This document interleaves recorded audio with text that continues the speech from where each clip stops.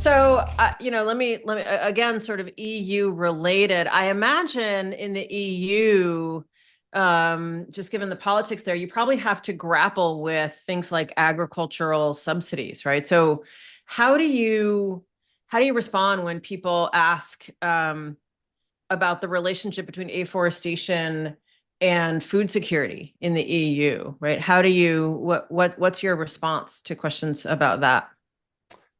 Yeah, well, we have to start with as many as there are European countries or European Union countries, there's also the same amount of afforestation related targets. Very few countries don't have an afforestation related target on a national level. And also many countries provide what looks on paper very decent subsidy or grant schemes in order to achieve those numbers. But now we have analyzed the statistics across Europe in terms of afforestation done versus afforestation targeted, and there's not a single country in Europe except for Luxembourg who has achieved their afforestation targets over the last 5 years, or over the last 10 years, really in any time frame. So why that is? So on one hand, they are trying to promote the activity and they are very much in favor of it, while landowners end up not wanting to actually do it, even though there's grant money available.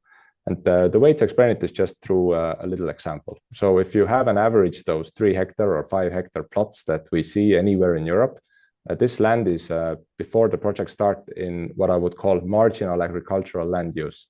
And it's extremely marginal because this is now something that is a very European Union type of a thing. This is called Euro farming. So what the landowners do is every other year or every year they rent that land out for it to be mowed, and as long as you mow it, again, no food products, no fodder into the food system is actually created. You just mow it, leave the grass there. You are able to get you're able to get European Union subsidies. Now, we, in a way, with afforestation are competing with that. So without carbon income, the way it would look like for the landowner is that in year 0, they would have to go in and make a, say, 3,000 to, in certain countries, 10,000 euro investment, where the first payback would be in around 40, in certain cases 70, in certain cases when they're planting oak, probably more than 100 years' time, when they're able to earn the first timber income.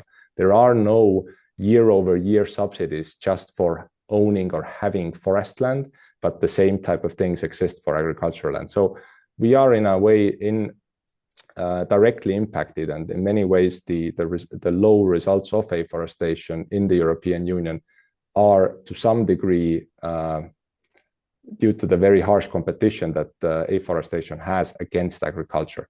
But the idea that we are in any way impacting the food security of Europe, these lands that we're working on, they don't produce any food. They might get agricultural subsidies, but they don't really produce any food.